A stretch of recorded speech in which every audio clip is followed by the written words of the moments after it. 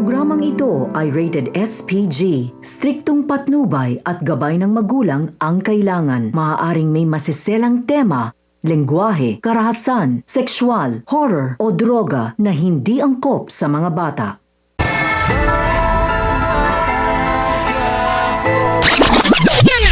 Na kumakarating na nga sa mansyon ang mga tauhan ni Olga ay agad na tinanong ni Olga kung anong balita sa ipinapagawa niya.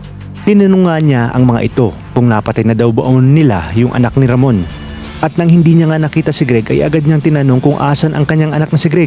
Kaya dito sumagot si Paquito na wala na daw umano si Greg dahil sa sobrang dami ng mga tao sa Quiapo.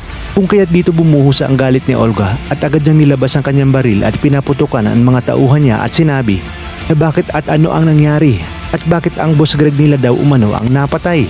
At nang dumating na nga si Ramon ay agad niyang tinanong ang mga ito kung ano ang ginagawa nila sa Quiapo. Kaya naman sumagot ang isa sa mga tauhan at gumawa ng alibay na hinanap nila ang kumuha ng droga at hindi nga naniwala si Ramon. Samantala, sinabi nga ni Don Julio na ihanda ang mga tauhan nila at ipaghihiganti daw nila umano ang pagkamatay ni Greg. Ngunit sinabi naman ni Ramon na wala daw umanong pupunta ng Quiapo dahil napakaraming pulis sa lugar. Kung kaya't hindi daw sila pwedeng kumilos ng basta-basta. Kaya naman si Olga ay mas lalong nanggalaiti sa galit kay Ramon at isinumpa niya sa kanyang sarili na pagbabayarin niya ang mag-amang Ramon at Don Julio at anak ni Ramon na si Tanggol. Sa kabilang banda, tinanong naman ni Ma'am Berting si Tanggol kung nasaan na daw umano ang droga.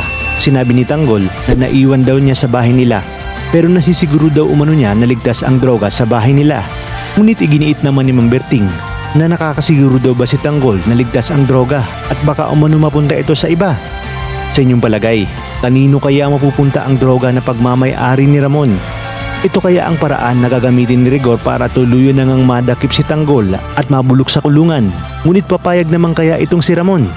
Kaya naman mga kapamilya, kapit lang dahil marami pa tayong dapat abangan. Dito lang sa bagong tinututukan ng sambayanan, ang FPJ's Batang Quiapo.